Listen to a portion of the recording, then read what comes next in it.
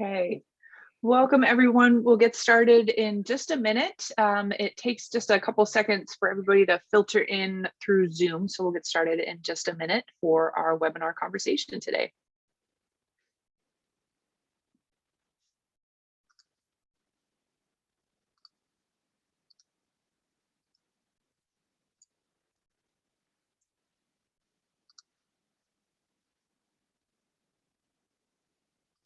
Okay. It looks like people are still sort of filtering in, but I know we have a lot to talk about in this hour, so I'll get things started. Welcome to today's webinar conversation titled The Legacy of Black Farming and Water Stewardship. I'm Jennifer Caddick. I'm the Vice President of Communications and Engagement here at the Alliance for the Great Lakes, and I'm excited to listen to this conversation, and we're thrilled that we have almost 200 people registered for today's event. Before we get into it, I have a couple logistics to cover. First, this webinar is being recorded and we will make it available on the Alliance for the Great Lakes YouTube channel later this week. And we also will be condensing some of this and including it in our new Lakes Chat podcast, which is available most places where you get your podcasts, and that episode will come out in mid-March. Because we have almost 200 people registered, all participant lines will be muted for the duration of the conversation. But we are leaving time at the end for your questions. So please feel free to use the Q&A button, which is at the bottom of your screen, to submit a question. That helps me keep track of all the great questions being submitted, and I can organize them so we can get to as many as possible. I will turn it over to my colleague, Crystal Davis, who is the Alliance for the Great Lakes Vice President for Policy and Strategic Engagement. She's going to be facilitating the conversation today. And Crystal, I'll hand it over to you to introduce our panelists and get the conversation going. Thank you so much, Jen. It is my absolute pleasure and honor to be amongst these panelists today for this conversation. This topic is personal to me. I've talked extensively about the fact that I come from a legacy of Black farmers in Starkville, Mississippi. And so I'm really excited to have this conversation, and especially in relation to our work here at the Alliance as it relates to water issues. And so I'm happy to be joined by Dr. Kevin McGruder, who's Associate Professor of History at Antioch College.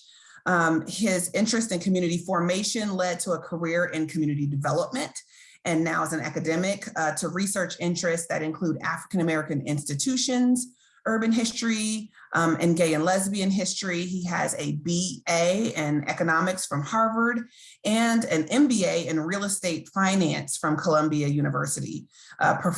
Before pursuing his doctoral studies at City University of New York, McGruder worked for many years in the field of nonprofit community development, and positions included program director at Local Initiatives Support Corporation, director of real estate development, and his accolades go on and on and on. So it's definitely a pleasure to have him with us today. We also have Timothy Lewis, founding partner and outreach director for Riddall Green Partnership right here in Cleveland, Ohio. Tim has been a part of Riddall since 2009, where he discovered his passion for sustainability. For over 10 years, he was mentored by the late Damian Forche, founder and CEO, and Dr. Greenhand Hester, co-founder. He's a 99 graduate of Cleveland Heights High School and an 08 graduate of Cleveland School of Broadcasting. He served in retail and marketing and several positions. In 2018, he led Riddall Partnership participation in the Do Something Day, an event that focused on the nation's commitment to honor the life of Dr. Martin Luther King.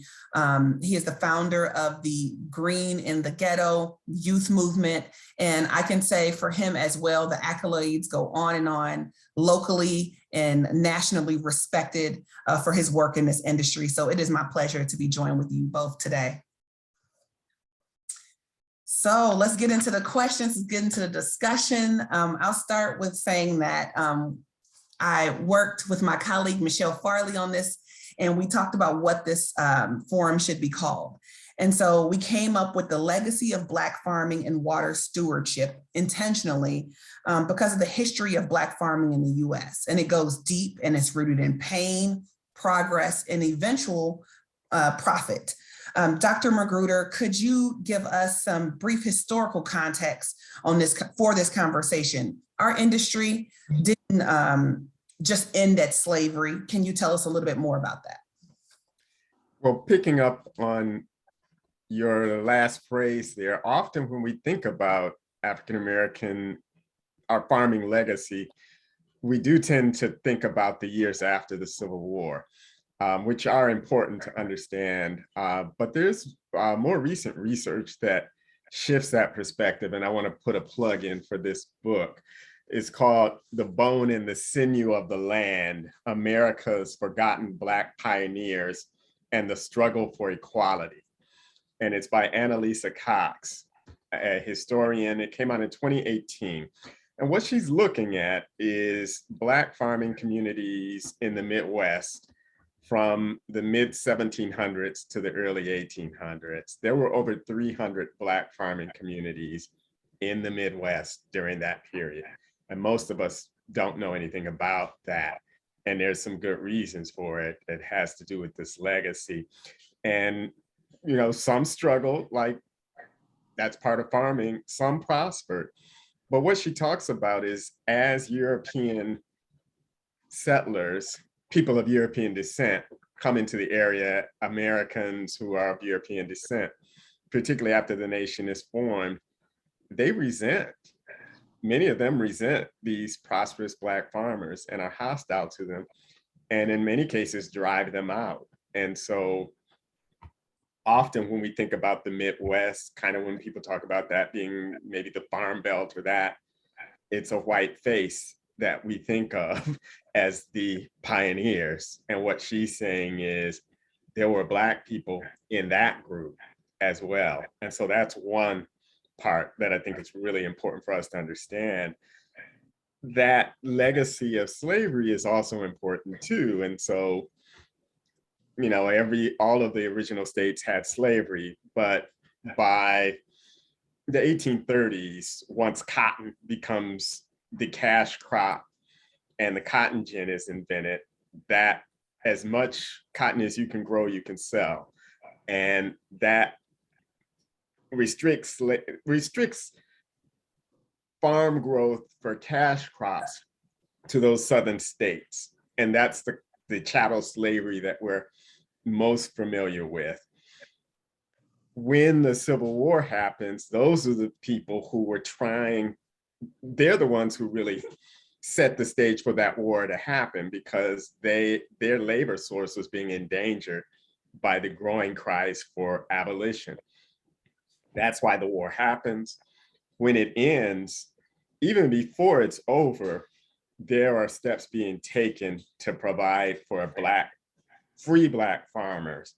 And so that phrase, 40 acres and a mule, which Spike Lee names his production company after, that comes from Field Order number 15, which is put in place in the early months of 1865 as the Union Army is making more progress in the South. They get to the coast.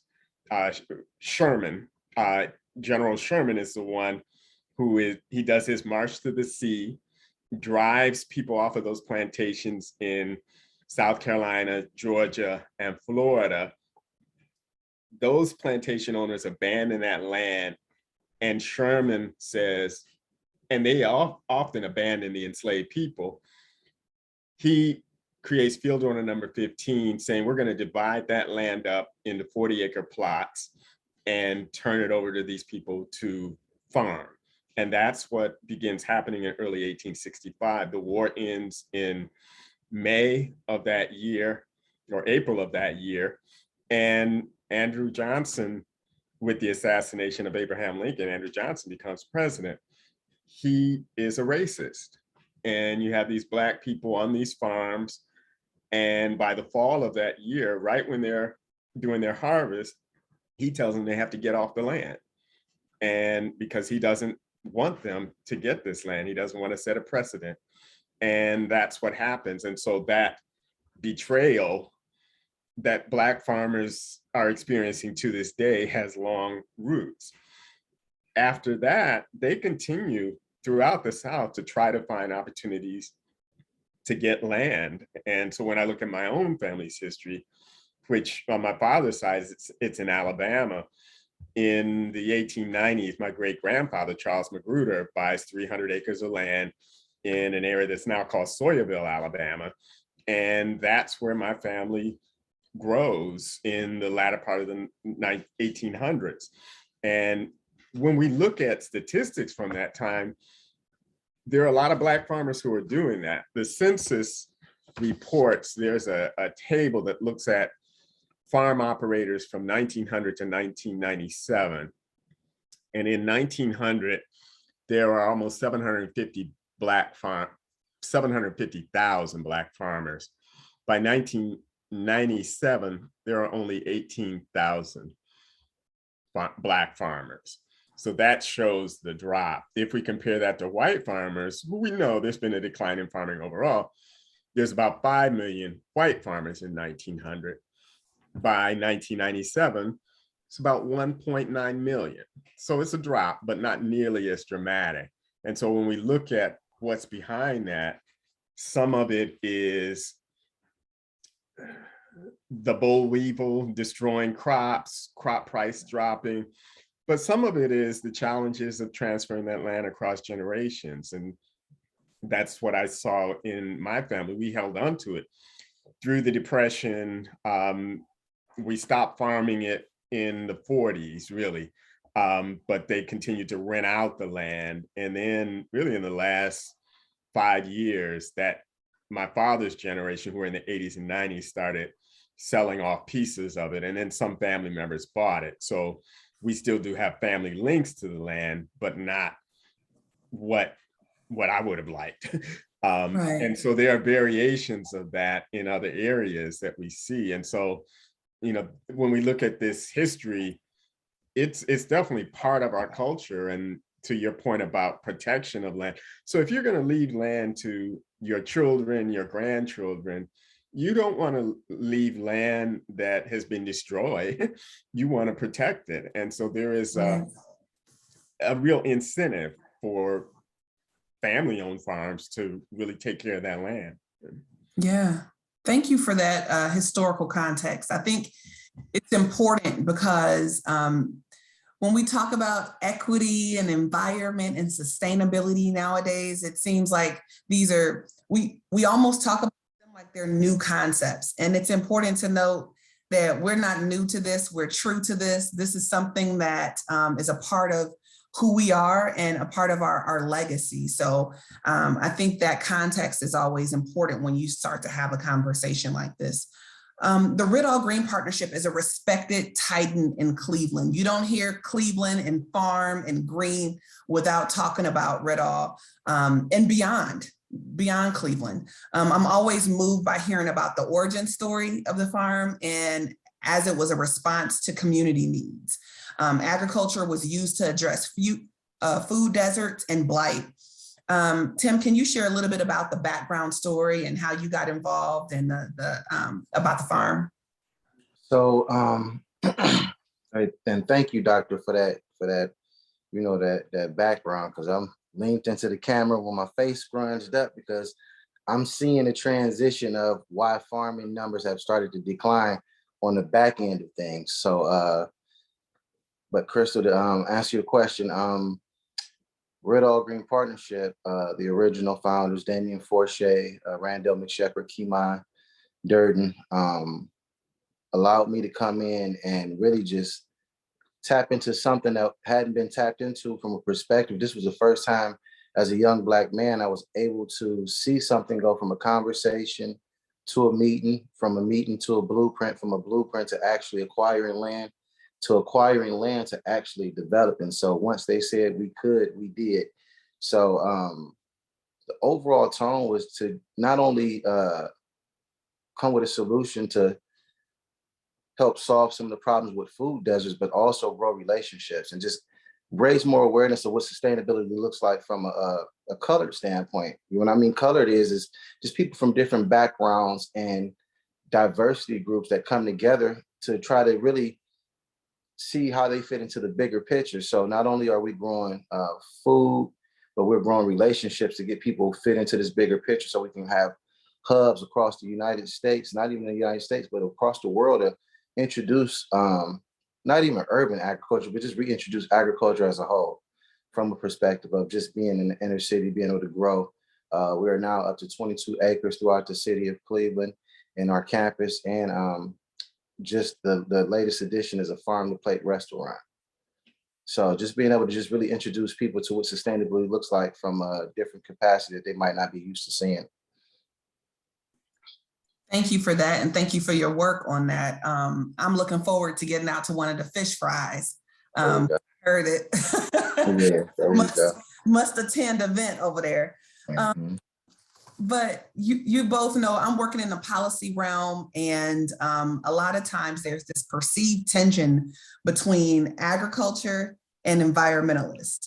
And it makes it feel like there's mutual exclusive. Like you can't be both an environmentalist and someone who appreciates farms or works on farms or has a legacy of farming. Can you talk a little bit about this notion and about being both? Because there has to be some kind of link. And I know Kevin can talk about this too, the cultural connection that we have to our natural resources in our land. I feel like it's important to bring both of those parties together because we all have a common concern. And that common concern is just the earth. You know what I'm saying? Whether we're talking about water or crop deficiency or soil deficiency. So that common ground of finding that knowledge and where we can just meet in the middle and have, more impactful discussions on not having to make it split down the middle, but really just sitting at the table to bring a stronger conversation of what can we attack as a group together? What's that one thing that we can collectively agree upon to try to push the agenda forward? So you don't see such a divide when you're coming from a social media standpoint or a career path. So showing the importance of being able to merge both and have both at the table. So that way you can see another perspective that might be able to help you further along in your research and just obtaining more knowledge to really just strengthen the studies that are, being found out in these times that we're living in. I also think if one does a cost-benefit analysis that really incorporates long-range planning, being careful about the environment is to the benefit of a farmer. That those who decry environmental protection, they're thinking they're thinking a couple seasons out.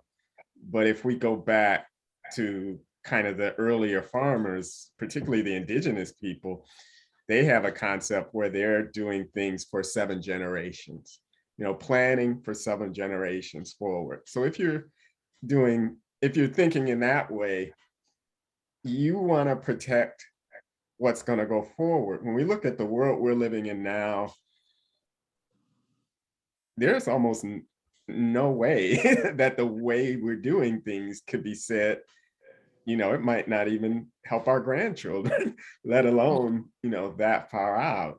And so I think there's an argument that can be made that it's to the benefit, the long-term benefit of people who want to make money to be sure that the practices that they are undertaking are protecting the environment.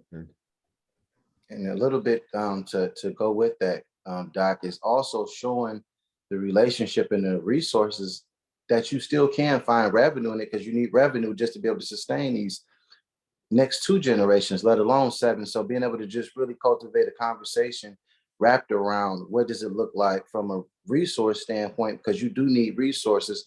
And once again, that's how those 2 teams can meet in the middle with balancing that thing out, or being more cautious about how they go about some of the practices that they use and slowing some of the things down and just taking more of a sustainable approach in totality. Sure. I thank you both for that. I think all the time about the fact that, like, if I'm asked to like name my favorite environmentalist, I always say my grandma. And I know that if my grandma was alive, she would never say she was an environmentalist. But anybody that's like rinsing out a sandwich bag and taking the coffee grounds and fertilizing her collard greens in the garden and passing clothes down from like 4 generations, that's environmentalism, that's sustainability, right? And so I think we have to not get caught up in the buzzwords of it all, that this is something that we have a legacy of doing, and it's part of our culture too. So with it being Black History Month, I just felt like we had to lift that up. Yeah, Oh, absolutely. that's a good point. I mean, when I think of the McGruder land in Alabama, even after they stopped farming it, they rented it out. And by the time I really became aware of the farm in the 80s, they were harvesting timber, but they were doing it in a common sense way. They weren't clear cutting everything. They were, selectively harvesting so that they could continue to grow things. And there's a river that goes through that land. They were mindful of what's going into that river. But I agree, like my cousin Juan, who still lives on the land, if I said he's an environmentalist, I don't know that he would say that, but he's doing that. And he knows he's doing that. Right. And so with the Alliance for the Great Lakes, we are hyper focused on water, and the people that depend on them are our Great Lakes, our greatest natural resource. Can you talk a little bit about the importance of water stewardship with all of this? I know that we're part of policy conversations where we're talking about agricultural runoff, and that's not the mom and pop old McDonald farms that we're talking about. We're talking about large scale agricultural operations. And there is a need to make sure that we protect these waters. Can you talk a little bit about that at all? Well, from a historical standpoint and a biblical standpoint, water has always been the way. So water has been like a way of freedom and being able to just help us just carry on to that next day. Sometimes it might just be fasting and having that water to carry you over. And the other connection is more so understanding the bigger piece of why it's important for us to be good stewards of the land. I know when we first got our first piece of property down there at Riddle, we didn't have access to the fire hydrant. So, I mean, by the grace of God, literally almost every other day, it would rain for at least 2 hours.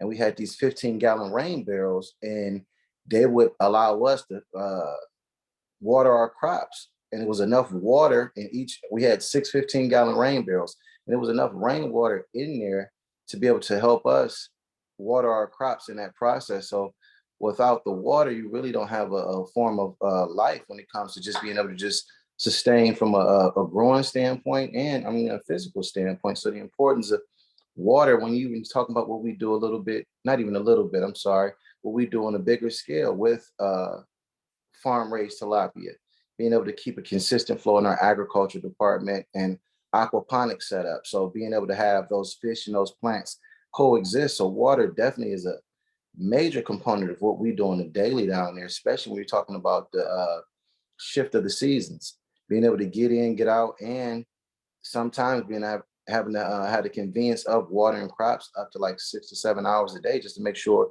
things are being able to sustain themselves down there. So water is the biggest component of freedom and just being able to just, move on with the way of life. And also we have to remember that what happens in the agricultural arena affects the metropolitan areas.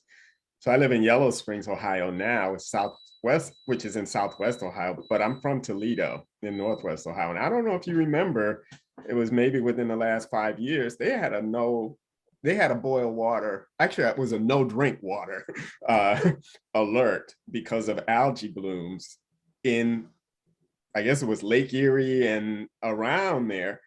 And that was because of, my understanding, it was because of agricultural runoff. And so,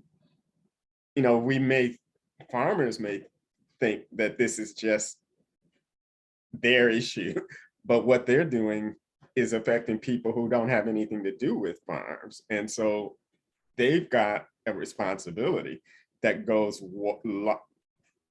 far beyond them growing crops or raising livestock, that what they're doing is affecting the broader community around them. And you know, I'm 64, and I don't remember that ever happening in Toledo before. Yeah, thank you for highlighting that. Agricultural runoff, algae blooms in the western basin of Lake Erie, settling over a water intake, aging infrastructure. It just created this storm that impacted us in reverberating ways. I know I work closely with on the ground groups like Junction Coalition in Toledo, who were on the front lines of the fight of making sure that residents understood the impact of what was happening at that time and what we need to do to make sure that doesn't happen again. And so thank you for lifting that up. We talked a little bit about how the numbers of farming have decreased over the years. We know that today just 1.4% of farmers identify as Black or mixed race compared to about 14% 100 years ago.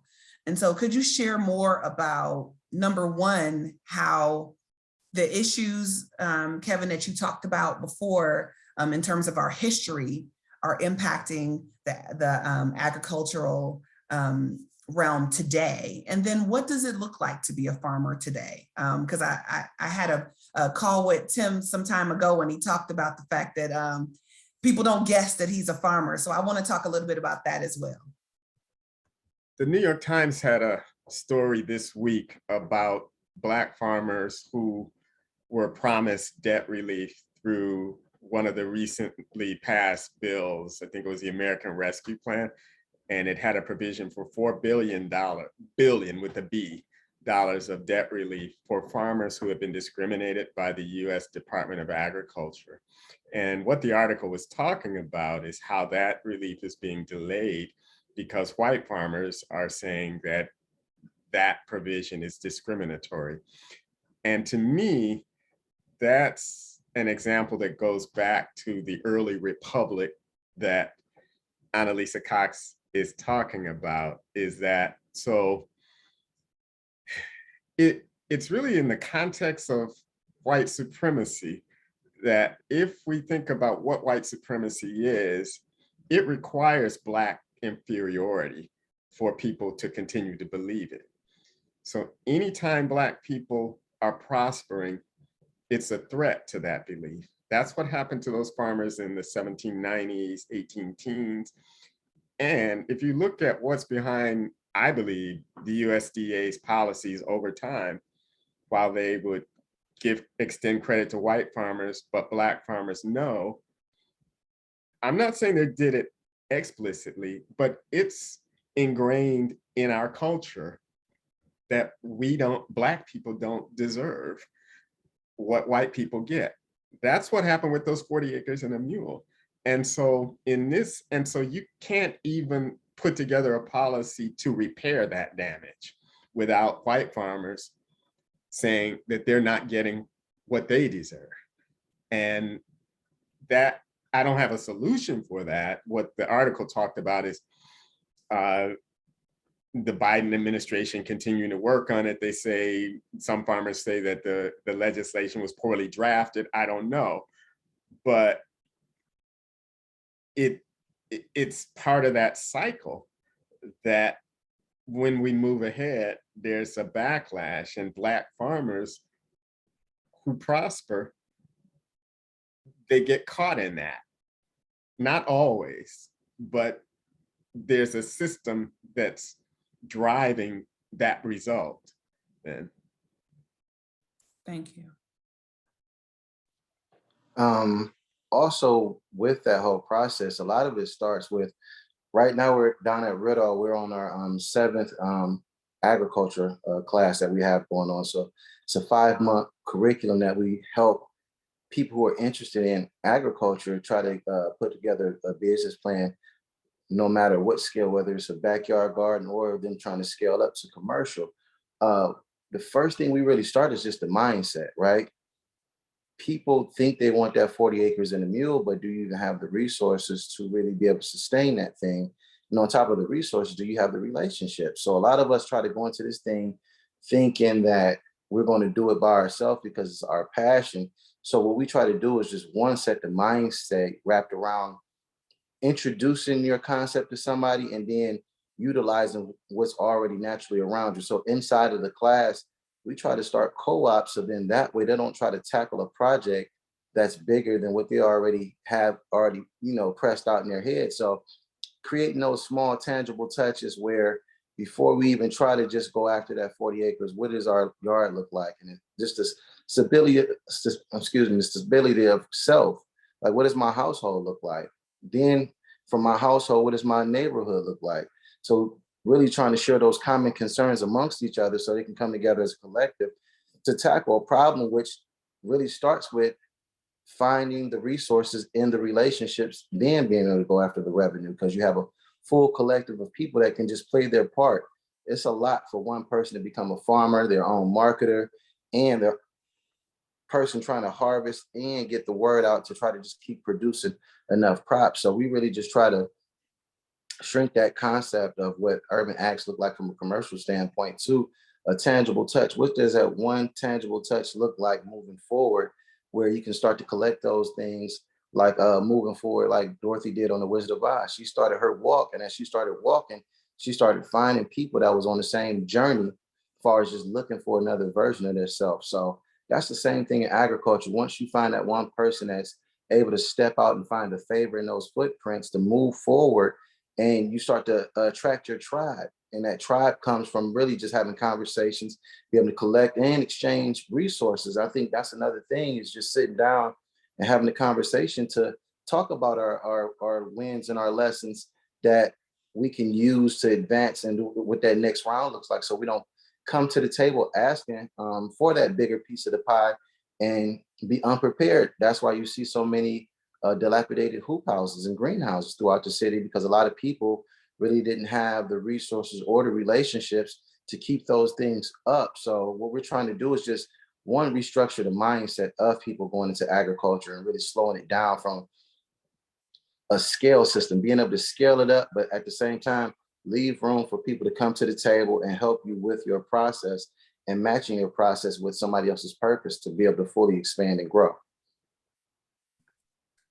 I love it. I love it. I love it. This is what we need to talk about. And along those same lines, I think that we need to talk about, and I'd love to hear your perspective on the pipeline in terms of workforce development and bringing young people into these conversations. I know that we're teaching ourselves and recovering some of our legacy in learning about agriculture, but talk about the importance of bringing young people in, and what is it going to take to make them or encourage them? We're not making them do anything in 2022. What is it going to take to encourage them to want to get into this field? I think one of the first steps is we have to make it look successful. And what I mean by that is doing a better job of not wearing our wounds, but understanding through the process there's work and a commitment level that has to be done, because we're competing with rappers, athletes, and entertainers, right? So when you tell these kids, and you go into these schools and tell these kids they can be whatever they want to be, the last thing they're probably thinking about is being a farmer, because of the correlation to slavery, picking cotton, even though that's not the only spectrum that Blacks are involved in when it comes to agriculture. But like the history lesson that Doc has given us today is helping open up more ways for us to be able to produce a richer history of, we weren't just picking cotton, but we were those people, having cattle and crops and creating generational wealth in the earlier stages, but they don't show that type of stuff. So being able to get that knowledge to really be able to start a foundation and a platform to get the kids to make it look successful, not even make it look successful, but show the success in it, because the things that they want to acquire, it takes a certain mind state of overstanding. Okay, you might not understand what we're doing now from an agricultural standpoint and how you're going to benefit from it. So just, once again, shrinking that process down to showing them how it affects them now in their community, by the grocery store being the Family Dollar or the gas station in some sense, where you're not even getting produce, you're just going to get something to eat. So being able to show them where's the nearest grocery store. So really showing them where they're infected now and then, just showing them the benefits of being in relationship with sustainable stewardship and being able to connect back with the earth, the different dopamine levels, how it boosts your energy and just your esteem by reconnecting in the process of just the mental health, the benefit of being outside, having fresh air, not just being in the house attached to a computer, you know. So really just showing the benefits and, like I said, the standard of what success looks like, but being honest with them, because I think that's the thing where a lot of times we lost that relationship. We wasn't honest about the transition, where we're trying to provide, but agriculture didn't really look like the most beneficial way to provide for a family, because it takes time for those seeds to grow and be able to produce. And we're living in a microwave mentality where kids want it now because they're looking at everything now, especially with everything being instant gratification. So really showing them the art form of being able to just commit to a process longer than something that you're putting in the microwave, longer than something that you're just putting in the oven, but really seeing something grow from seed to consumption. So it has to be less conversation and more demonstration going into these schools where they can see, like I said, a successful model and see Black farmers and just farmers, period, being able to have those things like an athlete would have, but also being able to see the bigger picture where what you might spend on the Lamborghini, you can go ahead and revitalize half of the community off of.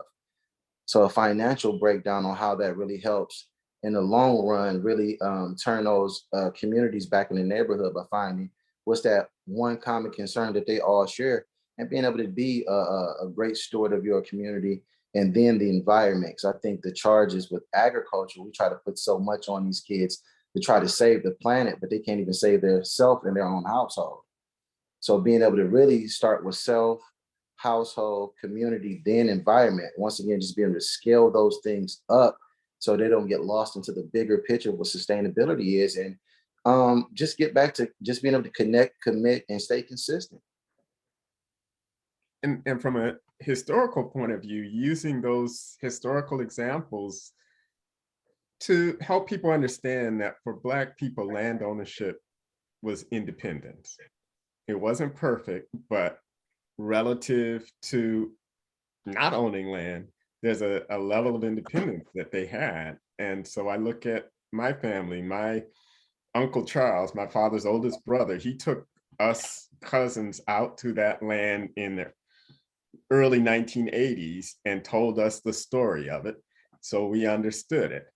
And then a lot of things made sense to me because he and all of my father's siblings went to college. It wasn't because they were getting rich, but there was a certain level of independence that that land gave them, and I think an expectation of what they could do.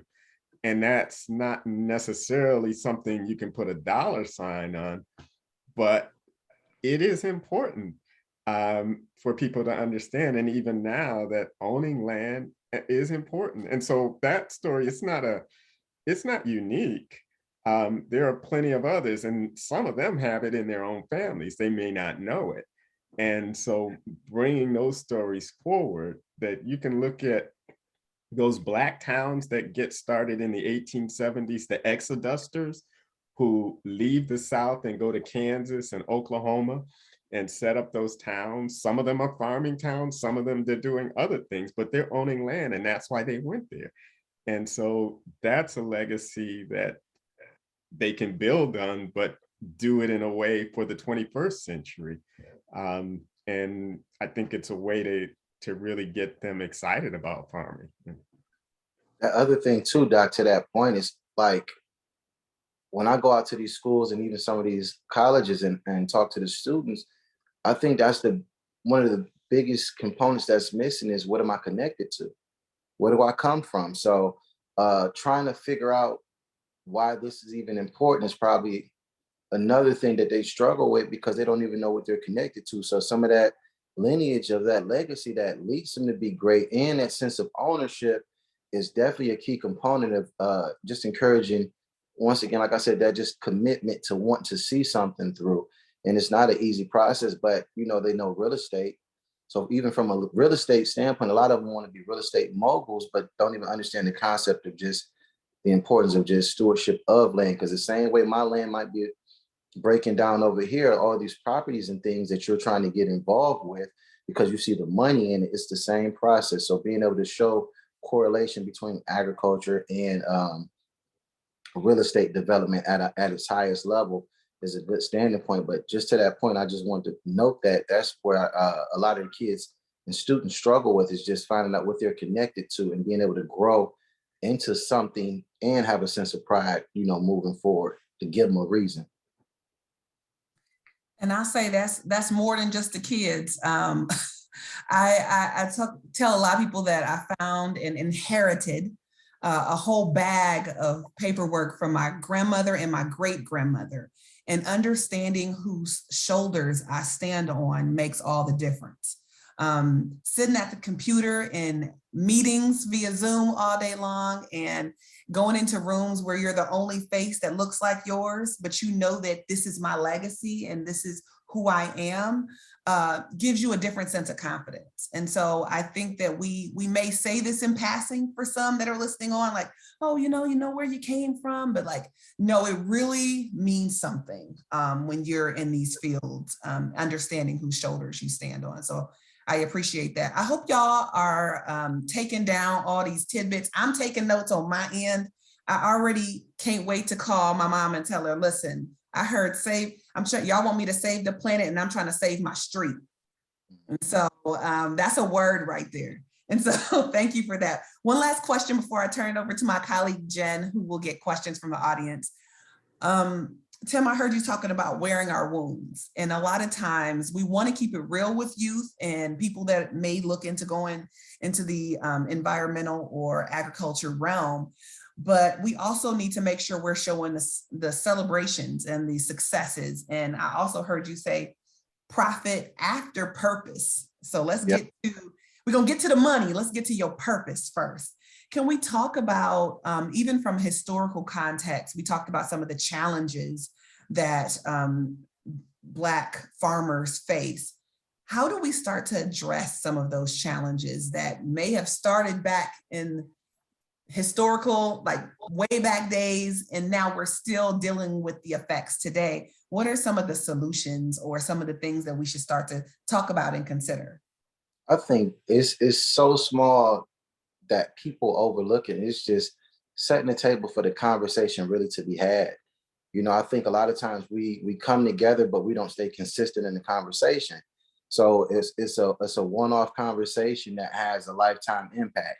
So being able to keep that conversation in the forefront, but just in different phases and stages where the people can really sit down and have a solution-based sit down with each other. And I think that's the thing, when we need to come solution-based, ready in conversation, but also the important piece of it is, once again, what is that common concern that we share? Not only the common concern, filling each other in on, like I said, some of the lessons that we've learned through the process. And a lot of these things that are affecting us from our past are starting to come to the light. But then how do we really just start to sort the laundry out and process? So really is more so setting up a real structure and a pipeline through conversation, and being consistent just in that nature of not letting it be a one-off conversation, but truly committing yourself to the conversation where it turns into action plan. Because one thing about farming, you can't just talk about it. It shows up every day.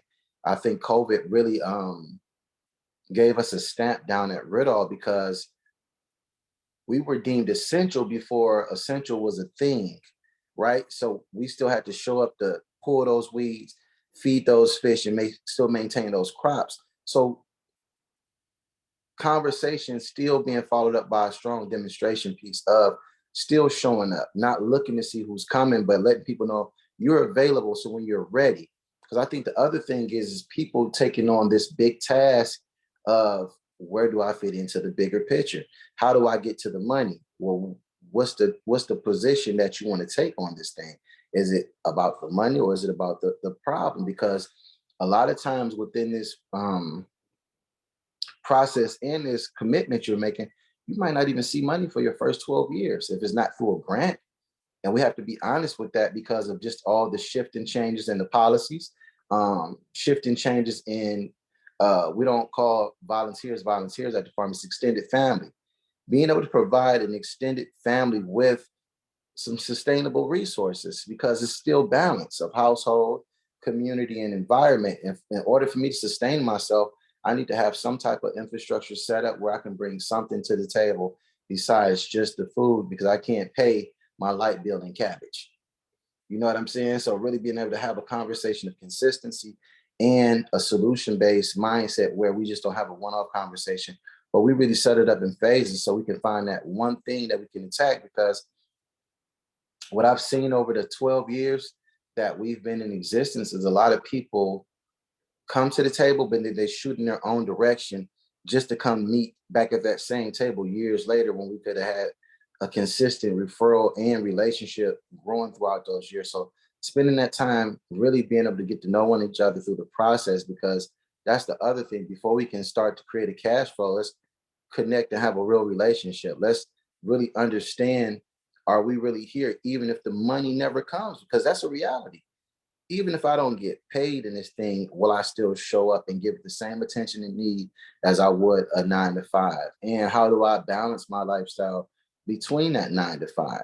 And I can tell you honestly, with these days and times that we're in, agriculture is more so a purpose-driven thing, because you have to have that thing in you that won't allow you to just quit. I left 8 times in agriculture because I kept trying to find my purpose. I kept trying to find that thing. And me coming from a marketing and retail background, it was so hard for me to really identify with what I was doing at that farm. But what it did was me studying up under Damien and Dr. Greenhand. It showed me 2 things. One, as a Black man, that was the first time that I had stepped out of self and understood that I stopped dreaming and I stopped using my imagination to be able to create something for somebody to receive from. So as us being creative and creators, we have to just start with that simple thing of having the conversation, connecting back with ourselves, then understanding the relationship. If you don't work, you don't eat. That's a real statement. So we can't just make it a blanket, cool catchphrase, but have it be a real statement where, yes, if you don't get out there and work, not just a 9 to 5, but working these plots, working these fields, and working these relationships, you won't eat. So really, like I said, it's the simplest thing, and it's the hardest thing at the same time, because sometimes we're fake busy, where we don't want to put that time aside to have a conversation because we feel like the problem is bigger than what that one thing we can start to work on as a solution to roll out. So really just coming to the table and finding that one common thing we can throw on the table, then commit to each other, showing up to show that consistency, then we can roll that relationship into some revenue. So us not getting out of the habit of meeting is a big process, you know, and meeting where even if the meeting leads to another meeting, but having a draw point where, okay, we don't have to put some action out there now. And with this agriculture thing is one of the simplest things to meet and put some in action while you're pulling weeds, while you're planting seeds. So you can see, once again, a tangible touch where you can shrink the process of what agriculture looks like from a higher standpoint. And I would say history has a role in this. Crystal, picking up on what you were saying about us learning our own history, we can do that and use it to teach others. Because I suspect that there are some white farmers who think Black farmers are new to the party. And the reason why Annalisa Cox's book is so important is when you look at these Black farmers in the 1780s in the Midwest, before the Irish are ever in this country, prospering, we're not new to this. And understanding that can be an important tool, not just for Black people, but for white people too, because there's always a way that Black people's Americanness is being challenged as if we're new. And if you just look at the history, the transatlantic slave trade stopped in 1808. If we could, most of us could probably trace our heritage in this land to the 1600s. And so when you look at that, what were we doing? We were farming. And so this is not new for us. They may have pushed us out in different ways, but there are other people who persevered. And even those who, so my grandfather, when when the family moved to Fairfield, Alabama, I remember that backyard always had corn in it, and it was sweet corn. And once I understood that history, I understood why he was continuing that legacy. And so we're not new to this, and all Americans need to understand that. Thank you. Thank you. I'm passing over to my colleague, Jen, who's gonna pose a couple of questions from the audience. I know we don't have much time, but we can, we've also been answering a lot of the questions throughout the conversation. I was receiving them and asking them as well. And so hopefully your question will get answered, but I'll pass it over to Jen. Yeah, such a great conversation, lots of back and forth in the chat, lots of shout outs for a lot of the points that are made. So thanks to everybody for getting engaged. We have a bunch of questions. I think I'll start with one that's more of a history question for you, Kevin, and that's asking about the Great Migration. And this person asked specifically what kind of impact that had on farmers, particularly Black farmers who might have been leaving the South and moving north to a lot of the Midwest cities. Any thoughts on that? Yes, the Great Migration. So until 1900, 90% of Black people lived in the South. And the Great Migration is when that really changes dramatically. Many of them are not able to keep those farming traditions in the North because there just wasn't the land availability. But when you look at why it happens, terror is behind it, racial terror. And so they were making good decisions in some cases to save their lives and leaving. But everybody didn't leave though. And that's the story that tends to be forgotten. So like I said, my family was in Alabama. They stayed, others did too. So a lot of people moved, but a lot of people stayed. And so that farm loss, I would say, if you really drill down, is probably due more to unscrupulous situations, people's land being taken, sometimes in families, people not providing for transferring land, much more than the migration, I would say.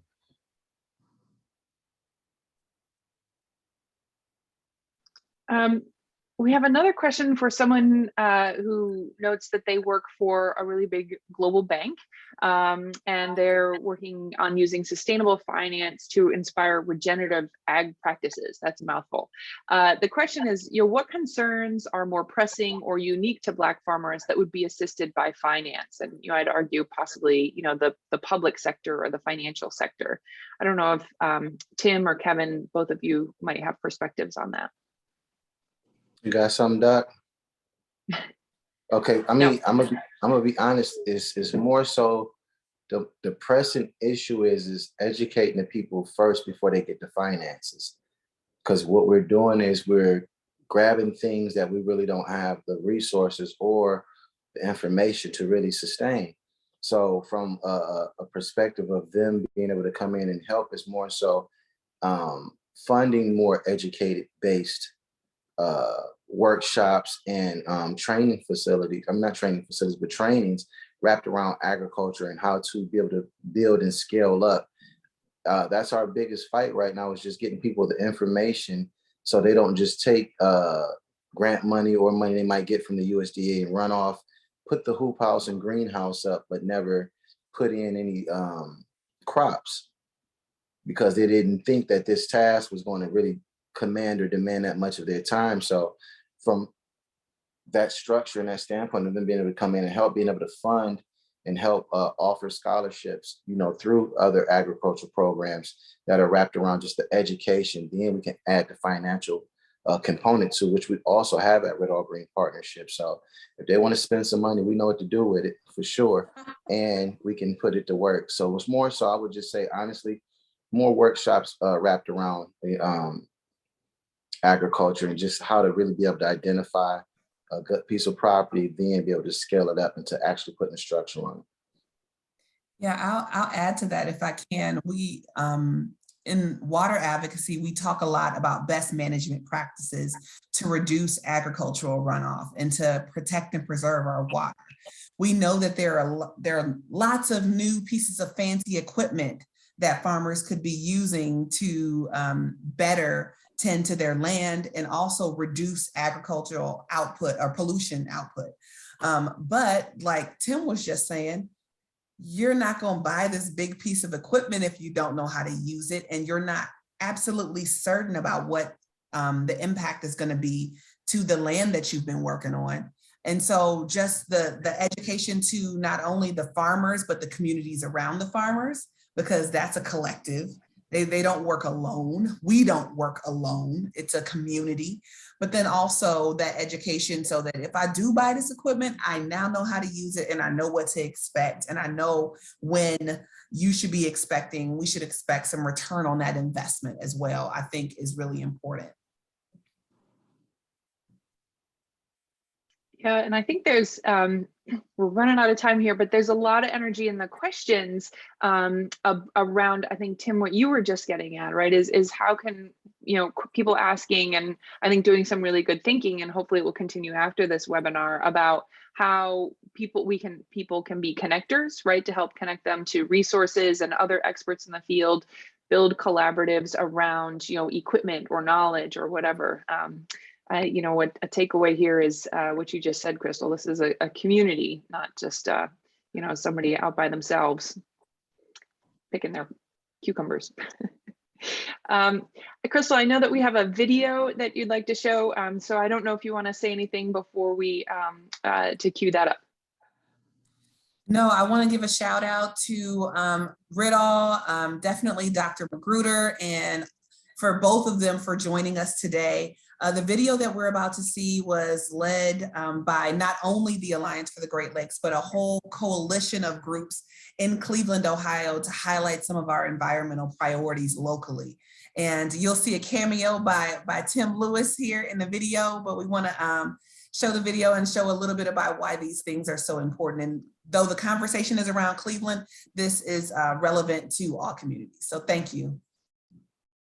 Thank you, everyone. And Crystal, I'm going to cue this up, but if you can't hear the sound, yell at me. So here we go.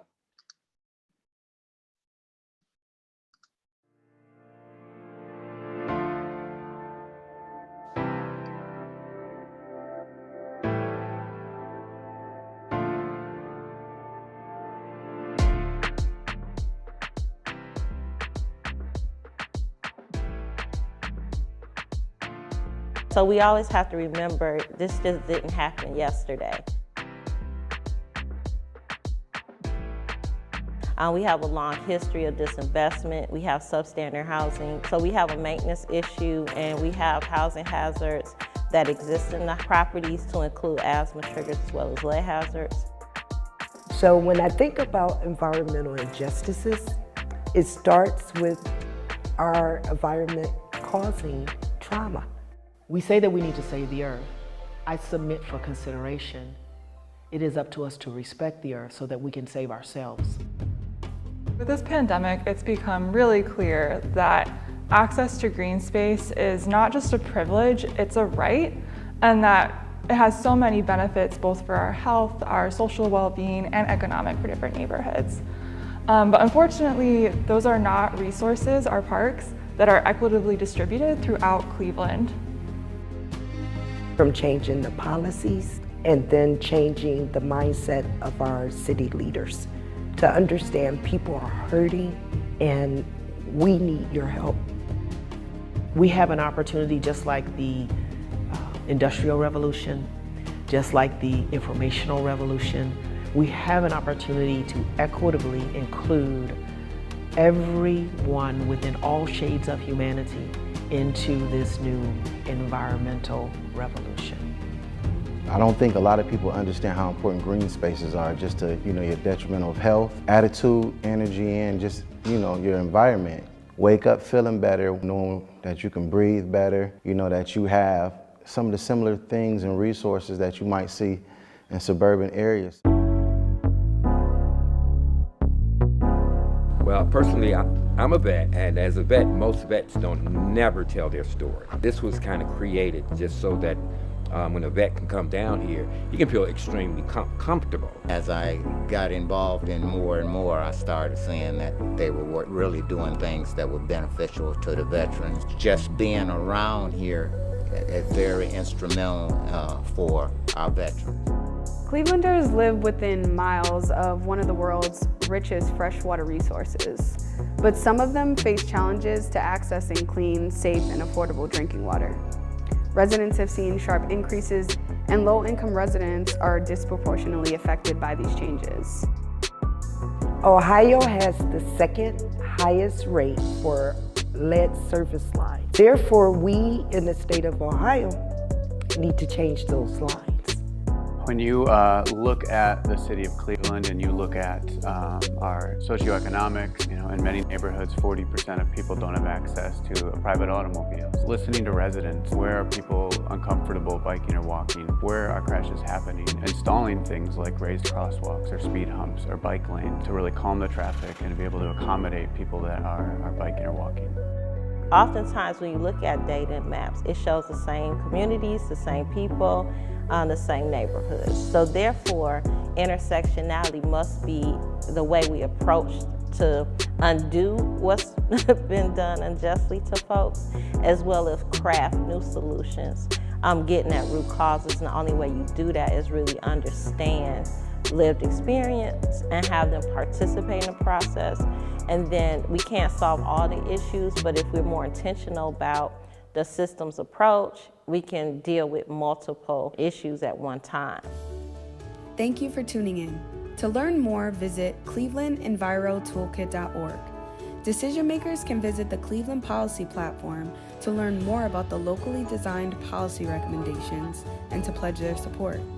Cleveland residents can also pledge their support and visit the Voter Toolkit to learn more about how to cast their ballot and activate their voice and power.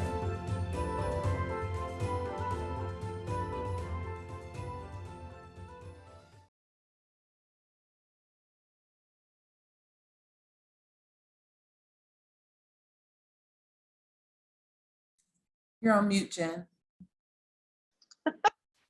It's just saying thank you. Thanks, everyone. That ends our conversation today. Thank you so much to Kevin and Tim for sharing your knowledge, and Crystal for moderating this conversation. Have a great day, everybody.